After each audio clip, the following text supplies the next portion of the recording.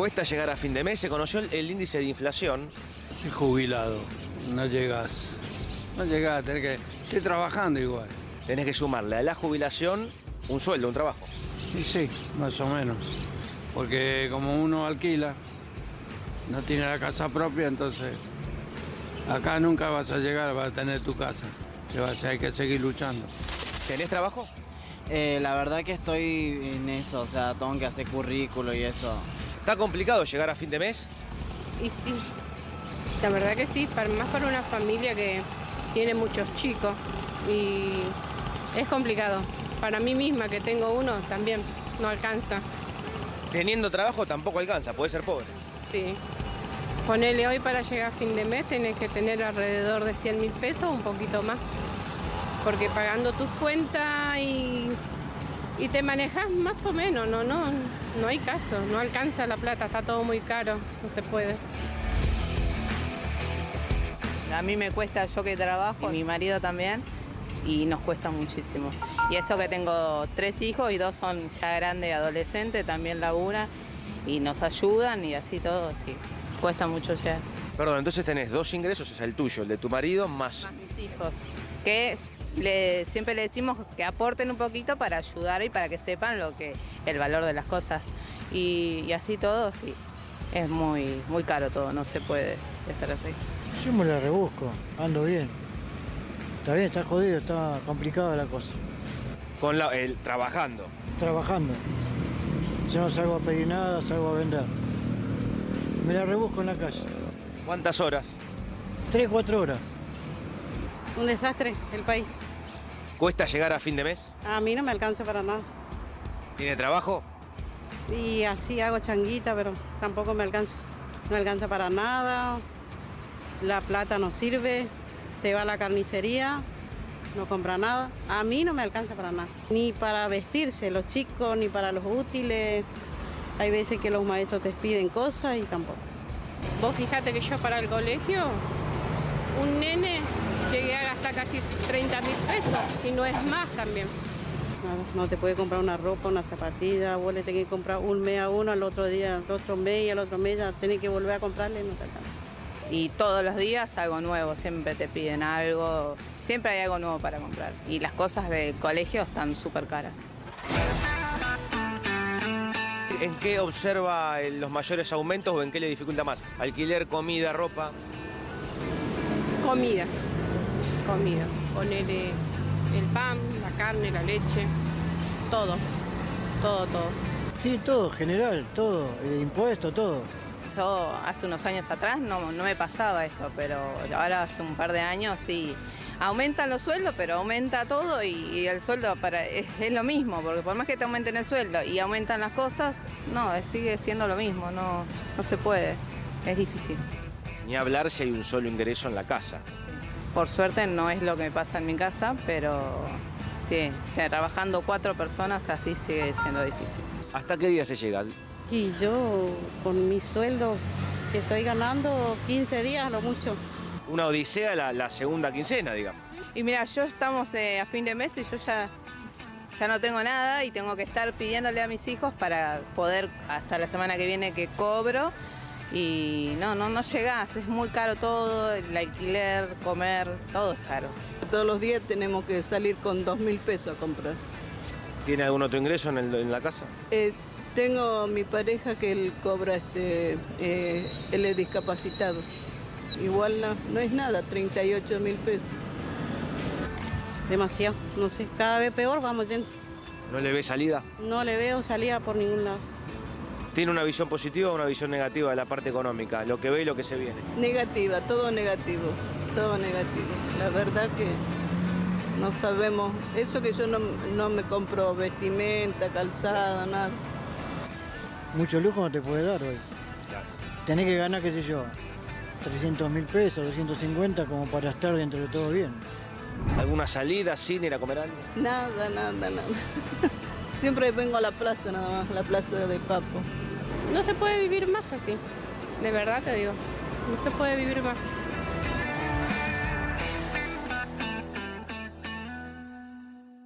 Tres.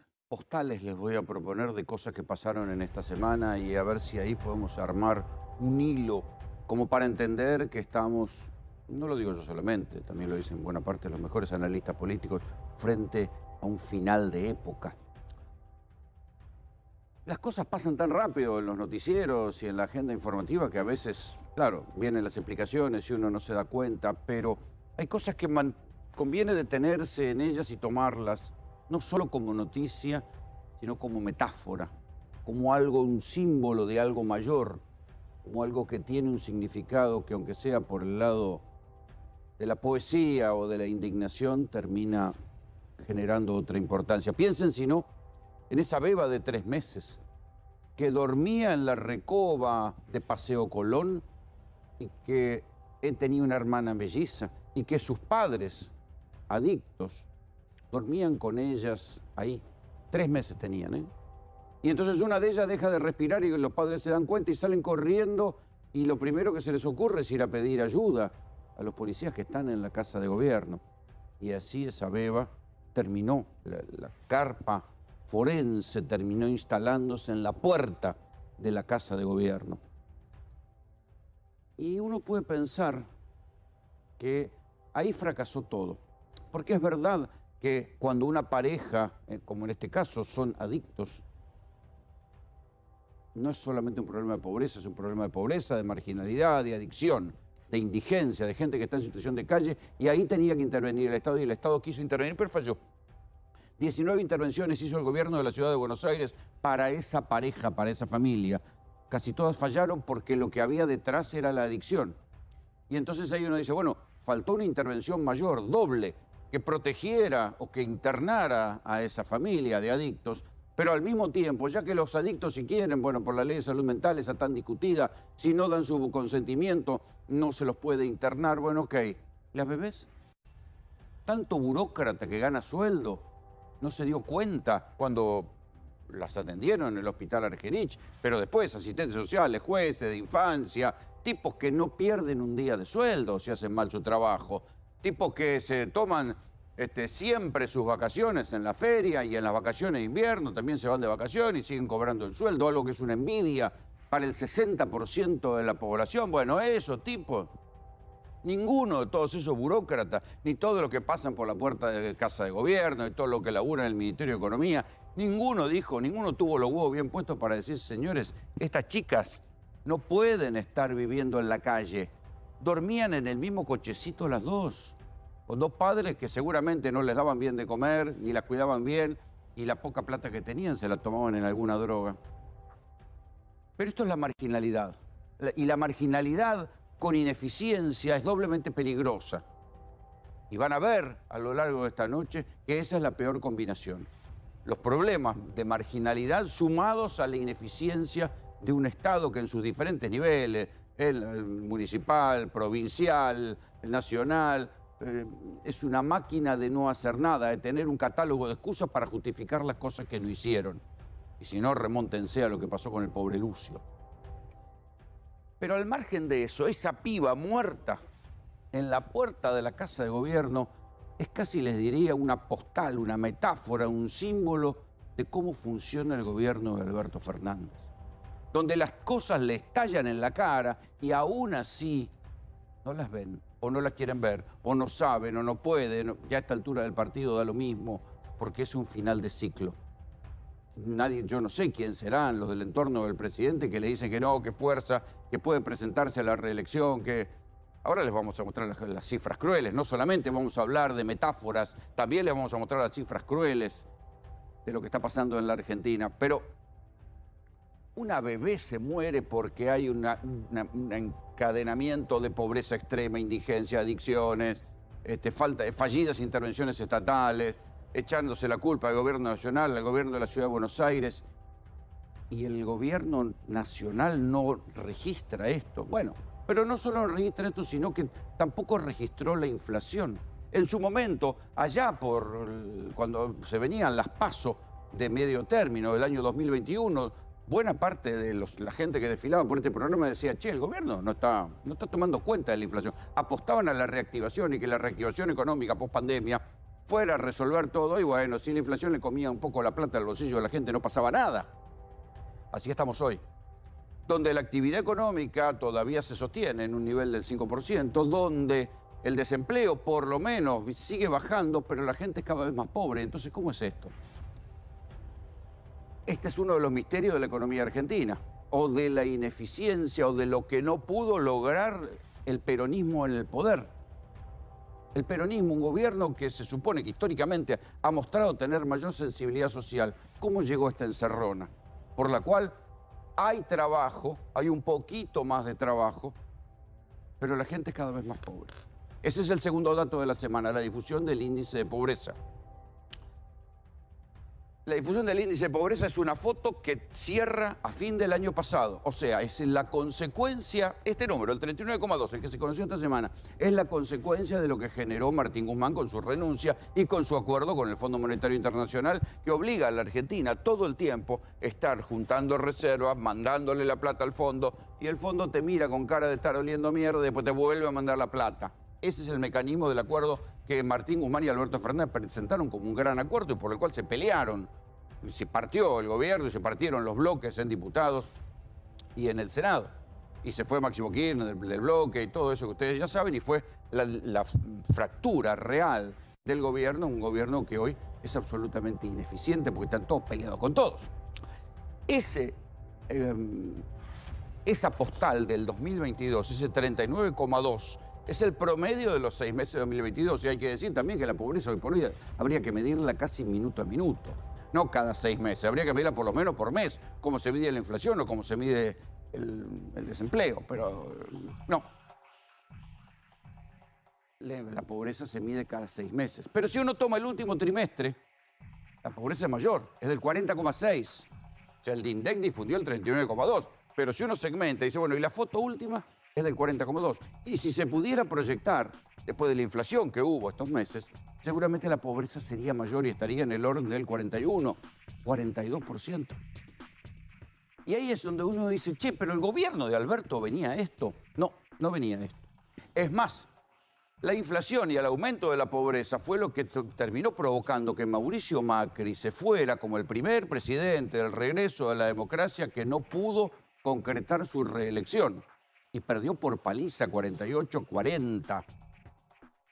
Pero esto era lo que Alberto Fernández decía cuando estaba en campaña, justamente a propósito de la fábrica de pobres.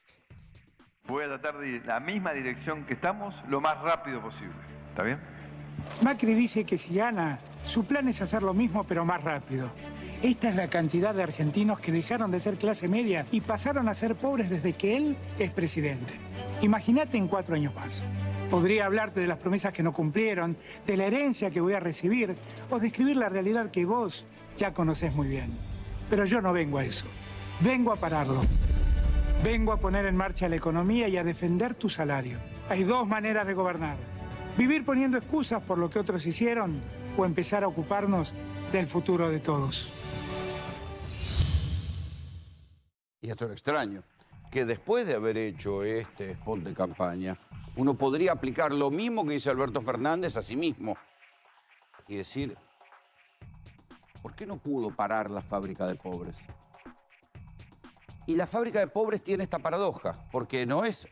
El problema de Macri fue que la fábrica de pobres se le activó, ¿sí? Porque pensaron que enfriando la economía lo que iban a hacer era frenar la inflación. Se fueron con un 53% de inflación y con 2 años seguidos de recesión económica. El gobierno de Alberto Fernández, post pandemia, puede mostrar un año al 10 y otro año al 5, pero ¿cómo no pudo dominar la inflación? Porque la inflación es lo que activa la fábrica de pobres, lo mismo que terminó siendo que Macri se fuera. Vean esta placa. Es la placa del CEPA. El CEPA es el Centro de Estudio de Política Económica. Su director es Hernán Lexter, que es un economista cercano a alguna de las fracciones del oficialismo. Acá está la comparativa de los segundos semestres. ¿Sí? Primer año de Macri, segundo año de Macri, tercer año de Macri, cuarto año de Macri. ¿Sí? Alberto. Acá la pobreza se dispara, evidentemente, porque es el año de la pandemia. Estamos comparando segundo semestre. Y esta es la que... se calcula que más o menos la estadística de pobreza no estaba bien hecha en aquel momento, pero calculan que era del 27%. Había toda una discusión sobre cómo había que medir la pobreza en la Argentina, pero más o menos era esa. Entonces Macri aumenta la pobreza, ¿sí? Y se va con esta pobreza, 35,5. Recuerden que el propio Macri también fue esclavo de sus palabras cuando dijo que lo juzgaran por sus resultados contra la pobreza. Bueno, lo juzgaron por sus resultados contra la pobreza y la gente lo echó con el voto. Vino la pandemia. Y esta es la foto de hoy. ¿Con cuánta pobreza se irá Alberto? Seguramente con más pobreza. Con más que el 39%. Porque no tiene ya herramientas fuertes. Porque no quiso hacer un plan antiinflacionario fuerte. Porque pensaba que era demasiado ortodoxo. Porque tampoco quiso enfrentarse con los grupos económicos. Anda a saber por qué. Tampoco quiso hacer soluciones más heterodoxas. O sea, ni por derecha ni por izquierda quiso resolver el problema de la inflación. No supo, no quiso. No importa. La pobreza desencadenada por la inflación hoy está en el 39,2. Y por cierto, las comparaciones siempre son odiosas. Está arriba de la pobreza que dejó Mauricio Macri. Pero a su vez, con la inflación como creció, la pobreza va a ser todavía más alta en estos meses. Va a seguir subiendo. Y entonces uno dice, bueno, ok, pero ¿se puede hacer algo serio contra la pobreza? Porque ahí es donde uno tiene que pensar si esto no es un fin de época. Porque desde el 2001 para acá, ahora van a ver esta otra placa, desde el 2001 por acá, esta es la evolución de los niveles de pobreza en la Argentina. El famoso 2001, el estallido de la convertibilidad. La pobreza se dispara al 58%. A partir de ahí empieza a bajar. Y el mejor momento, en términos de pobreza, por esto es que Cristina lo ofrece como una edad de oro, es este 2013, cuando la pobreza llega al 27,4. Acá viene la devaluación de Kicillof y acá arranca, y acá rompe Moreno, por ejemplo, porque había una pelea dentro del Frente de Todos, donde algunos dicen, no, un momentito. Esto se logró con el virtuosismo de los superávit gemelos, superávit comercial y superávit fiscal. Acá ya empezó el déficit fiscal y por eso viene una devaluación, pero después, más o menos, la pobreza andaba por acá. Asume Macri. Vean lo que pasa con la pobreza. Después viene la pandemia, el 2020, vuelve a subir la pobreza. Baja, pero ahora vuelve a subir. Entonces, la pobreza en la Argentina nunca bajó de ¿cuánto? Ese núcleo duro famoso del 25% en los últimos 20 años. Por eso uno puede decir, estamos frente a un fin de ciclo. Esto es lo que viene, es un fin de ciclo. Pero uno puede también pensar políticamente, porque esto no es solamente un análisis económico, es el análisis de la vida cotidiana. Ustedes escucharon más o menos lo que dice la gente. Esto está minando las bases mismas del peronismo. ¿Por qué? Porque es verdad que crece un poco el empleo en la Argentina, pero crece el empleo en negro. ¿Uno puede considerar eso empleo? Crecen los manteros, crece el empleo negro, es lo que crece en la Argentina. Crece la actividad económica un poco y crece el empleo en negro, pero aumenta la pobreza porque los grandes grupos económicos, esta es la versión heterodoxa, o la gente que fuga la guita y hace crecer el dólar, hay explicaciones para la inflación, hay muchas, casi todas se superponen, casi todas tienen algo de razón. En cualquier caso, lo que todos coinciden es que la inflación aumenta la pobreza y de esto no hay tutía y no hay vuelta que darle.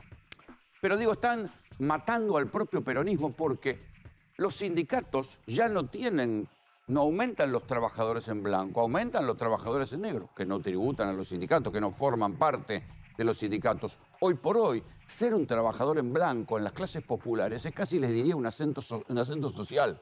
Conseguir un empleo en blanco con vacaciones, con aguinaldo, con obra social, es un ascenso social, porque está en el mundo de la informalidad laboral que eso es un ascenso social.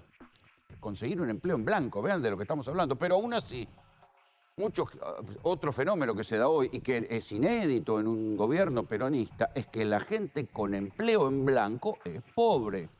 hay cantidad de sindicatos que son pobres con empleo en blanco.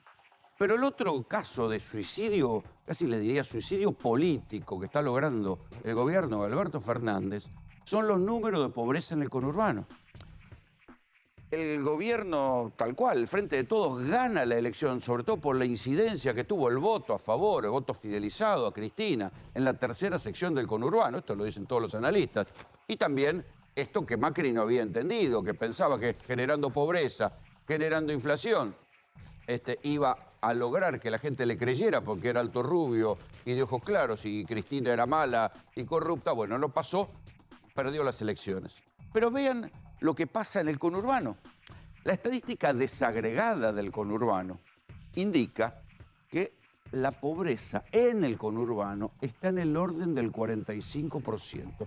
Si no me creen a mí, escuchen a uno de los mejores analistas, seguramente el mejor analista económico que tiene este canal, que es Maxi Montenegro. Macri perdió por la bomba de la pobreza en el conurbano. Alberto Fernández elevó 5 puntos la pobreza en el conurbano y está en 45% la pobreza en los partidos del Gran Buenos Aires. Es el peor registro desde la crisis de 2001-2002. Nunca la Argentina en los últimos 23 años había tenido estos registros de pobreza en el conurbano. La pobreza en el conurbano, los partidos del conurbano, donde es la base electoral del oficialismo, lo que significó el jaque a Macri en 2019 y el regreso del kirchnerismo con Alberto Fernández, está estallando. Y ese es el problema que tiene el oficialismo. Se le está deshaciendo su base electoral porque en los partidos del conurbano, fíjense estos datos de pobreza, son impresionantes. En el segundo semestre del 2019, cuando pierde Macri en agosto y después en la elección de octubre, estaba la pobreza en el 40,5%. Se dispara al 51% en la pandemia, pero la cuarentena fue un mecanismo de disciplinamiento social, la gente no podía salir y demás. Baja al 42,3% en el segundo semestre del 2021, con la reactivación y cierto acomodamiento de la actividad económica, los empleos y una inflación que en ese caso permite una mínima recuperación de ingresos reales, y se vuelve a disparar al 45% la pobreza en el segundo semestre del 2022. Si uno ve el último trimestre del 2022, tenemos una pobreza muy por arriba del 45% en los partidos del conurbano. Entonces, Alberto, el presidente que ustedes vieron en el spot de campaña, que decía que venía a parar la fábrica de pobres, aumentó 4 puntos de la pobreza en el conurbano, en el lugar que le sirvió al propio Alberto Fernández para ganar las elecciones. Por eso es que los dirigentes peronistas lo miran y dicen, ¿qué estás haciendo? Los gobiernos peronistas no venían a esto. La derecha, los partidos que comulgan con el neoliberalismo, le criticaban al peronismo su distribucionismo. Diciendo que bueno, que esto generaba costo argentino, que los obreros ganaban mucho, que esto no servía para expandir, que no alentaba las inversiones, todo lo que quieran. Bueno, todo eso ya no sucede más con el peronismo actual. Los salarios están bajos, la pobreza crece, y esto es lo que desorienta a los analistas. Por primera vez hay un gobierno que fracasó como el de Macri, otro gobierno que venía a resolverlo, pero que también fracasó como el de Alberto, porque de acá a fin de año no le quedan herramientas a Alberto más que aferrarse al ministro de Economía, Sergio Massa, y lograr que la cosa no estalle. Lo dijo uno de los propios ministros de Alberto Fernández. Dijo, si Massa no venía, empezaba a sonar el helicóptero porque era un golpe de mercado, estallaba todo. Cuando se fue Martín Guzmán no encontraban la vuelta. Entonces lo único que le queda de acá al gobierno, el resto del mandato, es aferrarse a que Sergio Massa mantenga las variables más o menos ordenadas y no haya un golpe de mercado que haga estallar todo por los aires, agravado por la sequía, la penuria de dólares, todo lo que ustedes ya saben. Pero la paradoja es esa. Alberto Fernández está minando las bases mismas del peronismo, de los territorios que le sirvieron para ganar y también de los sindicatos que eran en algún momento la columna vertebral del gobierno. Se genera más empleo, pero ese empleo no es empleo en blanco. Por eso, cuando uno sale a las calles y el gobierno de la ciudad lo ve, después discutimos si hace lo correcto o no hace lo correcto, la marea de manteros, de vendedores ambulantes es imparable.